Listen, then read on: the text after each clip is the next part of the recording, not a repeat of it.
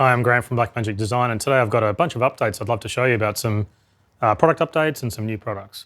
But first, what I'll do is I'd love to show you some new capture cards we've done, and then I can get into some of the other products after that. So I'll start with the first new capture card we have. It's called DeckLink Quad HDMI Recorder. Now this is it here. What we've done is it's a 4-channel HDMI 2.0 capture card. It's basically records independently from each one of those inputs. Each HDMI input is independent, and each input can actually have a different video standard. So it's kind of like 4 capture cards in one. It's very similar to the DeckLink Duo card. The DeckLink Quad card we have. Now the inputs, because they can do different video standards, they can really do any SD, HD, Ultra HD, or 4K DCI format. It does both SD formats, NTSC and PAL. It does 720p formats up to 720p 60. It does 1080i formats up to 1080i 60, 1080p formats up to 1080p 60, and 2160p formats, which is Ultra HD formats, up to 2160p 60. So it does all those formats all at the same time. Well, not all at the same time. With you can do 4 different standards at the same time, one on each input. And the inputs will switch automatically. They switch instantly. You don't have to restart or anything like that. And there's also an automatic standard detection on all the inputs. So what I can do is I've actually set one of these cards up. So I'll quickly show you really what it's able to do. If you look over here to the side, we've actually got a PC, because it's a capture card. We've got it plugged into the PC here with 4 different sources. Now these 3 inputs over here, this is Media Express running. We've actually copied Media Express 4 times. It's like a capture and playback app that comes with the capture cards. And we have 1080 HD formats here, and that's an Ultra HD format. Now they're all independent. These are 3 different frame rates here, and they're all running at the same time, independently of each other. So the Media Express is actually each Media Express is connecting to a different input on the same card. And if you're a developer, they actually literally look like 4 separate cards on the one card. So it's obviously a lot smaller than plugging in 4 separate cards. And you can see we've got 4 live inputs coming on here, all different video standards, all running at the same time.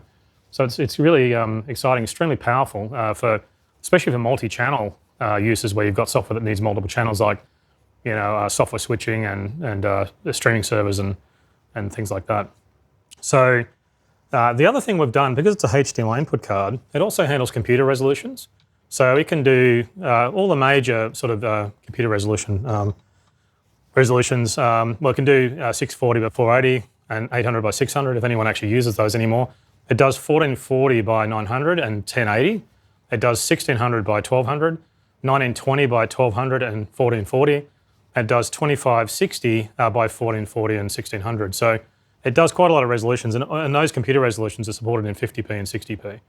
The other nice thing about the card is it's got up to 8 channels of embedded audio on each channel.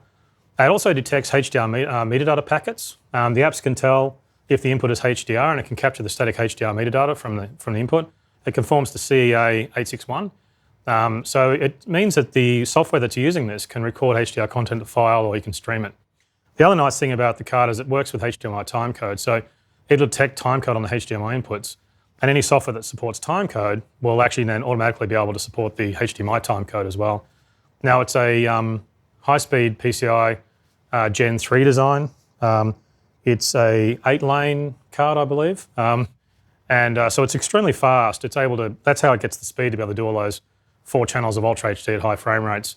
So you can use it on quite a range of computers, but you're going to get really good speeds on fast computers. So this is going to be available in March, and it'll be $545 US retail. So the next product we've got is an update. It's DeckLink 8K. It's a DeckLink 8K Pro update. Now, what this is DeckLink 8K Pro here, which is a card we already have shipping, and it mostly is used for DaVinci customers doing feature formatting, because it's obviously an 8K card using quad-link. Now, what we've done is we've actually expanded its capability now. There's a bunch of updates in this update, but what we've done is the new update will allow it to work as a 4-channel 12G SDI card. So it actually looks the same as this card.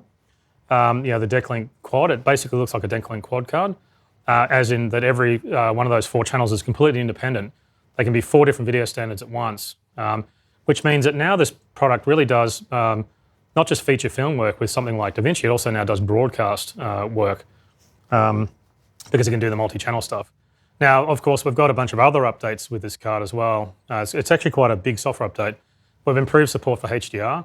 So now we support HDR static and dynamic metadata, which conforms to ST2108. And also we've added SDR, HLG, and PQ transfer characteristics to the card, and that conforms to ST425. So it's an even better feature film solution now, which is really important for DaVinci Resolve because it's kind of the flagship card that's used with DaVinci Resolve for large feature film work. Also, to expand on that, we've added some of the newer feature film frame rates. So it does more frame rates than before, which makes it a much bigger job to test it because there's so many different frame rates it does. Because our capture cards tend to do everything. So the new frame rates we've added is 47.95, 48, 95.9, 96 frames per second, 100 frames per second, 119.88, and 120 frames a second formats. And they're supported in HD, 2K DCI, Ultra HD, and 4K resolutions. You get those frame rates. The other thing we've added is another broadcaster kind of feature in many ways, which is a really good feature for servers, graphics stations, is now in 2 internal keys in this card. So we've increased that. So what you get is there's 4 connectors on this. You can actually have 2 sets of fill and key outputs. So you can have fill key. And what that lets you do is feed graphics into other products like switches. But you can have also 2 internal keys. Now what you get is you get 2 fill and key outputs or 2 internal keys, or 1 of each. So it's kind of like 2 keys in there, and you can use them in either feeding the fill and key out or doing the key internally. So depending on what you like. So the fill and key always outputs as a fill and a key channel. The key channel is the whole cut output. So you would feed that to, say, an ATEM switcher where the switcher itself is doing the keying. Or you can actually do it inside where you're playing back your playback stream. Alpha channel actually is used to overlay that playback stream over the input video that's coming in. So you can use it either 2 ways. You can do the key in here or the key in the switcher. It's up to you. So that's a really powerful broadcast feature, fantastic for use with switches. And that's accessible by the SDK. So any application that supports that now will be able to use this. Another feature for broadcasters too is synchronized capture and playback. Now we can synchronize the capture and playback of the 4 channels. So what it means is you can synchronize the start of playback or the capture across multiple channels. So it's perfect to sync multiple displays. Like if you're feeding the output of this card to 4 giant screens, well, and they're actually separate channels, like separate files, or you can synchronize those so that you don't get a sync problem between the different screens. If you've got a giant video wall you're driving, the last thing you need is one of those segments to be delayed. So it'll make sure that when you're playing back those clips, they're all synchronized perfectly together, even though they're running as separate channels. And so it's quite a powerful feature, obviously for developers mostly. But also can do the same thing for file recordings. If you're doing multiple file recordings and they're the same video standard, you can actually trigger them all to start at the same time. So that means that the files themselves are also starting on exactly the same frame. So that's going to be, that's quite a big update. It's extremely powerful, but it's going to be a free of charge update. So it supports all DeckLink 8K Pro cards that have been shipped. You can download that off our website. It's available now. And look for desktop video 11.0. That's the software update that'll support this. Desktop video 11.0. So the next one we've got is, now we have a card that's called DeckLink DeckLink Duo. It's basically a DeckLink Duo card that's been shrunk down. One of the problems with the DeckLink Duo card is it's basically 4 channels, but it's really 2 channels. It's bidirectional, so it's actually 4 channels. So you can do 4 channels in, 4 channels out, or any combination of the 2. Now, what we've done is we've taken that card and we've shrunk it down to a low-profile design. Now, it's still a 4-channel independent card. Each channel can do is completely independent. It's essentially a 3G SDI bidirectional card because, as I said, the channels can be reversed. So it's a 4-channel card really, but you could do 2 channels of capture and playback at the same time. Now, it's a low-profile design, so it is the same as the DeckLink Duo 2. In fact, it's almost the same electronics. If you're using a DeckLink Duo 2, it'll work the same. But it fits those low-profile server PCs, and it ships with others. You can see a low-profile bracket there. But it's the same connectors as a DeckLink Duo 2, but they're little mini BNC connectors instead of the normal size ones. And like the other cards, it can do all the frame rates up to 1080p 60. So it can do NTSC PAL, 720p up to 720p 60, 1080i up to 1080i 60, 1080p up to 1080p 60. Each channel can be a different format that switches instantly. And there's also auto standard detect on the inputs. Each channel can do up to 16 channels of audio, and the developer can select which number of channels they want. It's got a built-in keyer, so it can compose and input over a live graphic, or you can output a fill and key to the two SDI outputs, so you can do external keying and a switcher like an ATEM switcher. It's a 4-lane Generation 3 PCI Express card, so you can use newer computers with the high-speed connectors, but it also fits in smaller computers, and that's how we get the speed for the multiple streams.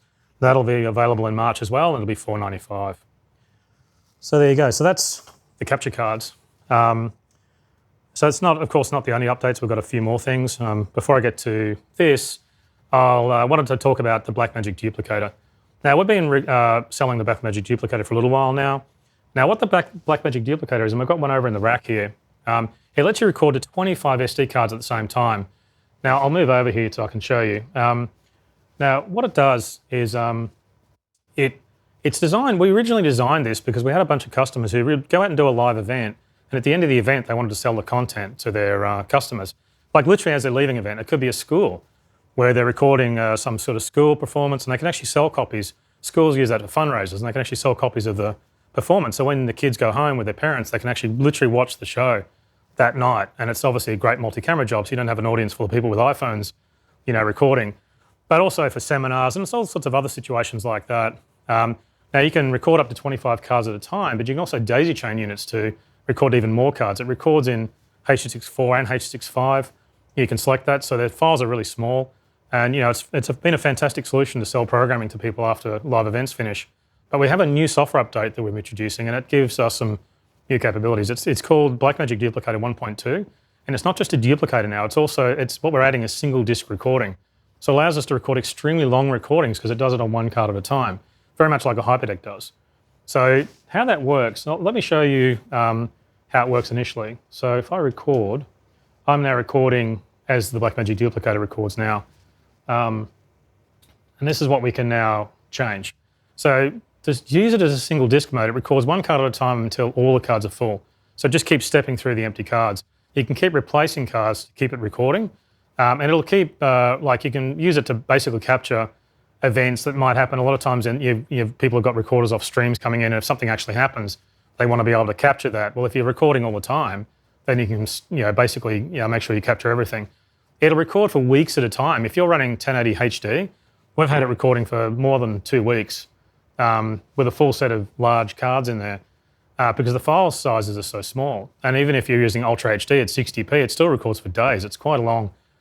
So it's really good for broadcasters who are doing off-air, almost logging type recordings, or if you're doing high-end security.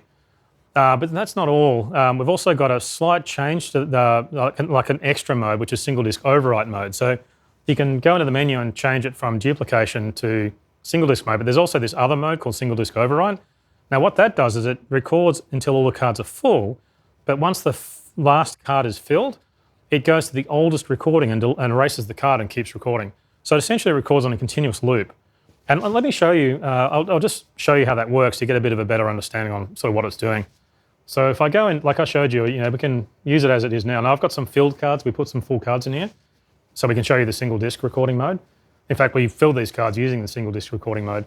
So you can see it's recording on all the cards at the moment, and when you stop recording, you can then give that content to someone. We've even got an append record button here, which allows it to record on the end of the file you previously recorded, which, because if you're giving content to someone, you don't want to give them a card with 15 files on it. You'd like, if you had to pause, say for a seminar, you really just want one file. So we even have an append recording feature here. But if I now, this duplicator's obviously got the new software in it. If I go into the menu here, and I can go into the record settings, you can see that I've got this mode menu here, and I can change that. So I push change, and I'm in duplicate. So what I can do is switch across to single disk mode. You can actually see the single disk overwrite mode there. But I'll select the single disk mode here, and then once I'll go out, and if I hit record, you can see now it's only recording to the one card, and it's previously filled all those cards. Now it's recording on this card, and it'll keep going all the way through, and it'll stop. Now you can change out the cards. You could change out these full cards. Once it gets to the end, it'll come back and keep recording. It'll look for any card with any empty space on it. But if you use the single disk overwrite mode, it'll take the oldest card, which would be this one in this case, and then erase it and keep recording. So if you were doing 1080 HD, this could just keep going around and around. It might take 2 weeks to cycle through. And if you're a broadcaster who's, you're recording, you might want to be recording constantly from a bunch of incoming feeds, and because if something happens, breaking news kind of situation, you've actually managed to capture it all, so you don't have to worry about that. You just leave it recording. Or if you're doing off-air logging, a lot of broadcasters need to keep only a couple of weeks, so there might be enough space in here just to leave it recording constantly. You don't need to keep swapping cards to keep a log of what you've actually broadcast. And of course, for security situations as well, if this is recording in Ultra HD for days on end, if something happens, you can have incredibly good quality recordings of something that's happened. So Blackmagic Duplicator 1.2 is a free update. It's kind of like getting a whole new product in many ways because it adds these major new features, and that'll be available now to download. So you can just go to our website and download that. So we'll come across here to the pocket camera, which we've had sitting here. Now, this is an update that a lot of customers have been waiting for. So we have a new Blackmagic pocket camera, Blackmagic Pocket Cinema Camera 4K software update. And its major function that it does is adds Blackmagic Raw. Now we're adding Blackmagic Raw 1.2 to this to the camera. And what that does, it adds the features that we obviously you know about probably from the OSM Mini Pro. So you get constant bitrate, 3:1, 5:1, 8:1, and 12:1 settings. You also get constant quality Q0 and Q5. But we've added a couple of other features as well. We've added support for a double tap zoom. We had that in some of the other cameras, and people really wanted that back in this camera. We had used it for a focused feature, but in fact, we've changed it back to the double tap for the zoom. But you can still tap and focus, but you tap and hold now, and then you'll get that. The other thing we've done is we've added some ASUS color gamuts in AP0 and AP1, and also we've added ASUS CCT gamut support. Now that works if you have the latest 1.2 Blackmagic Raw SDK, and the applications that support that have used the latest Blackmagic Raw SDK. Now, one other thing we've done, which is a bit of a negative, I guess, is that we've removed the DNG format that's in the camera. Now, we've had a patent claim. Someone's complaining that the DNG format we're using is infringing their patent. Now, we didn't invent the DNG format, so we don't really know a lot of the details about it. It's a bit hard to analyze the patents in some ways because of this.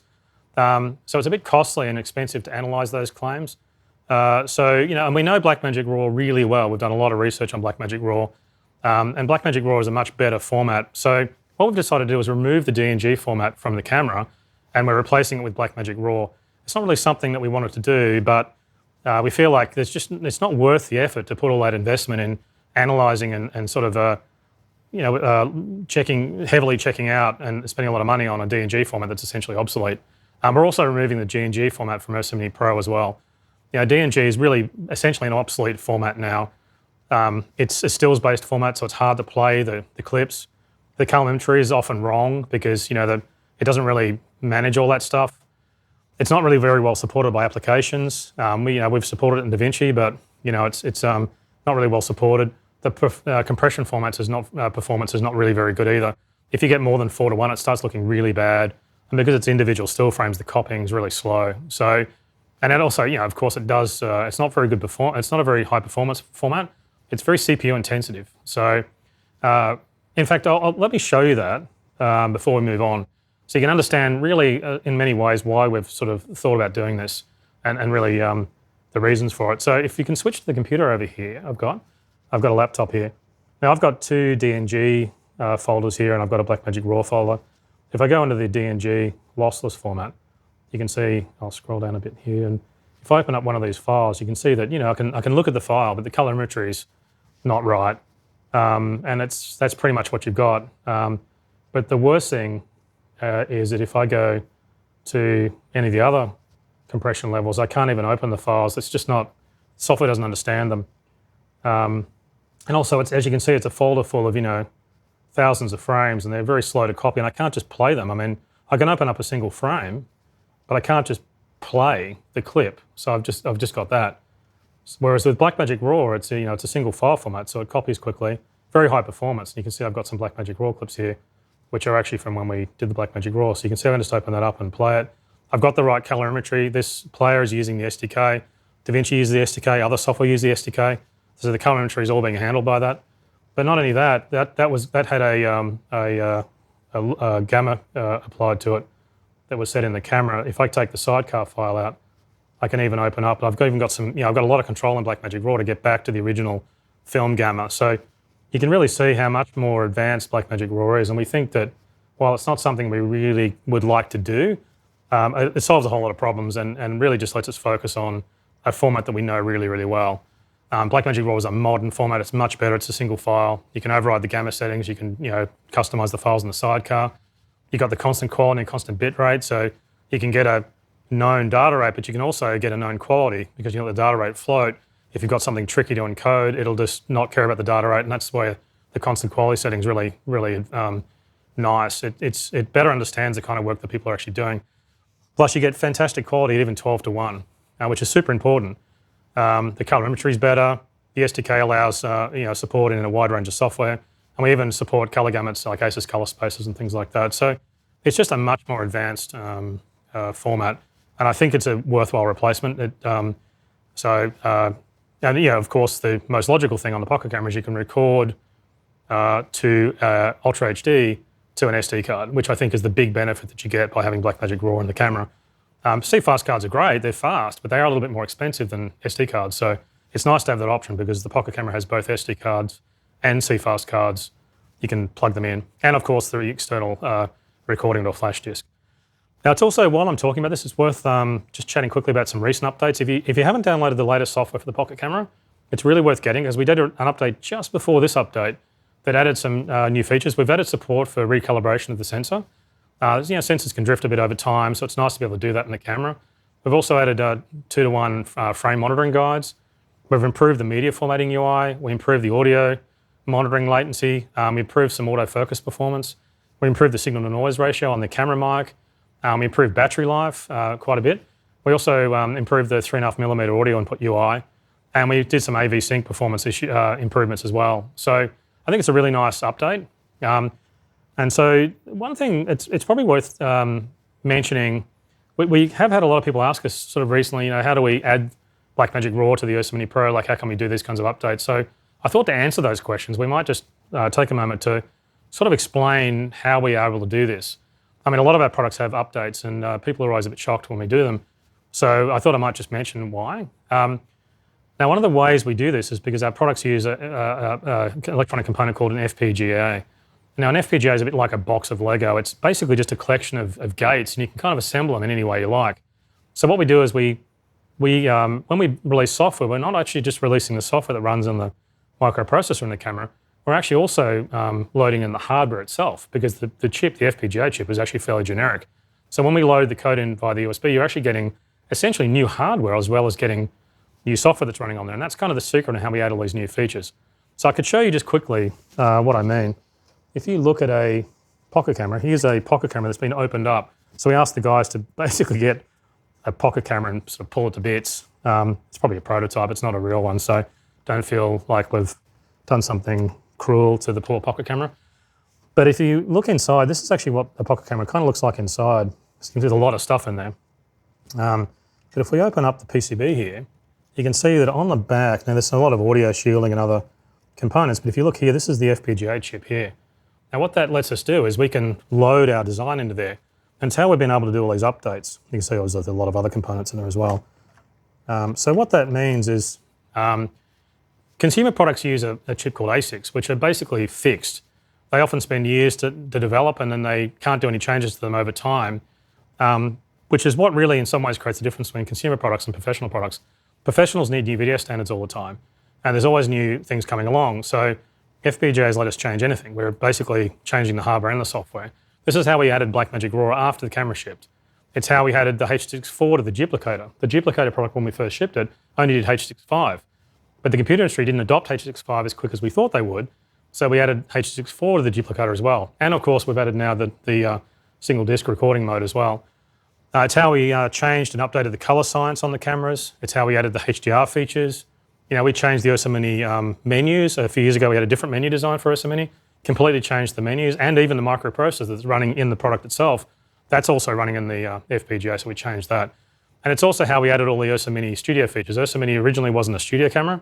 We added a lot of studio features to it by doing that. So this update for the pocket camera is available now. It's a free download from our website. And again, keep updating us on your workflows. I mean, one of the reasons we've been able to do this is because everyone's been, the community has been so great at really working with us to get some of these new features and thought through. So keep updating us on what you're doing, and we love to see what you've been. We love all the work you've been doing with hanging off YouTube all the time watching the sort of stuff that you guys are doing. So it's really very exciting. It's been quite exciting. It's such a great platform, the Pocket Camera, and there's a lot more stuff again that we're going to add. So there is one more thing though we have. We actually have a new Blackmagic Ursa Mini Pro 4.6 G2. It's a new generation of Ursa Mini Pro 4.6. It replaces the previous model. I'll bring one up here. Here it is. Now you notice it looks similar, but inside we've completely redesigned the electronics. It's all new electronic design, so we can add more features and we can increase the camera frame rate. There's actually essentially an improved sensor, a new generation sensor in there as well. So there's, even though it looks the same, I mean the form factor itself is great, it is actually a lot more powerful. Now we've more than doubled the frame rate in Blackmagic Raw, sorry, but we've doubled the frame rate even in ProRes. So to give you a summary, it does 120 frames a second in 4.6K in Blackmagic Raw, and in 150 frames a second in 4K DCI with Blackmagic Raw, 150 frames a second in Ultra HD in Blackmagic Raw, and 300 frames a second in 1080 HD and 2K DCI in Blackmagic Raw. And obviously that's windowed. Now, for some of these formats, for some of the highest frame rates, you'll need to use 12:1 for the higher frame rates. But that's really why you can see Blackmagic Raw, we focus so hard on getting good quality at 12:1, because that gets the data rate low enough to be able to fit it onto the media cards that you use, like CFast cards. Now, even in ProRes though, also Blackmagic Raw is designed to work at high frame rates. We can't quite get those frame rates in ProRes, but we can get them in Blackmagic Raw. In ProRes though, we've had a big improvement as well. We get 80 frames a second at 4.6K in ProRes, 120 frames a second in Ultra HD in ProRes, and 240 frames a second in HD in ProRes. Now, the other thing we've also, another big advantage of this is we're getting a faster readout from the sensor. So it really gets that any rolling shutter issues and pushes them even further away. So they're not an issue. And also there's some improved sensor colorimetry, sort of color uniformity on the sensor as well. So that's always nice. Now, we've also upgraded the image processing in the camera. There's new black shading calibration that we've got. There's an improvement to the Generation 4 color science as well. We also have embedded 3D LUTs.